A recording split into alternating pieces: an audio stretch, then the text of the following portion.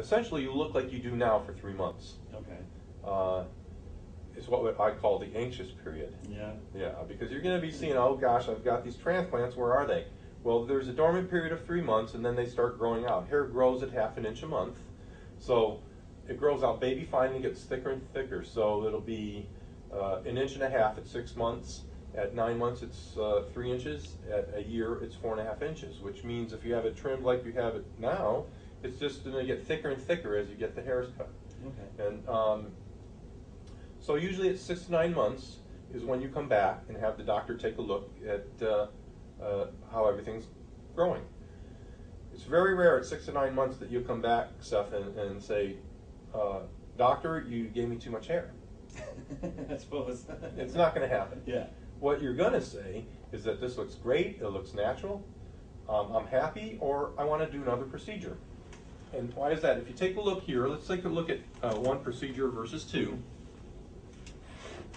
Here's somebody who had a similar kind of pattern, kind of thinning through the center part, and you can see, here's what he looked like with one procedure, and here's the second. You can see that there's a little bit more density, a little bit more fullness. Yeah. Now, you're the one who decides. There's no need, it's a want basis, whether you want to. The doctors feel that the one procedure stands on its own merit as a great procedure that you can stop at, and then it's up to you if you want to do a second one. Okay. Why can't you move from here to here? Well, because hair is like plants or flowers. If you grow roses or carnations too close together, they start competing for nutrition supply, and they don't all make it. So hair is the same way.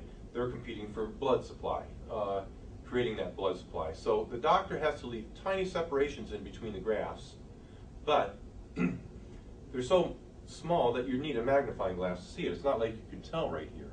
Right. But once those are healed, 4 to 6 months later, the doctor can go in between and essentially double the density.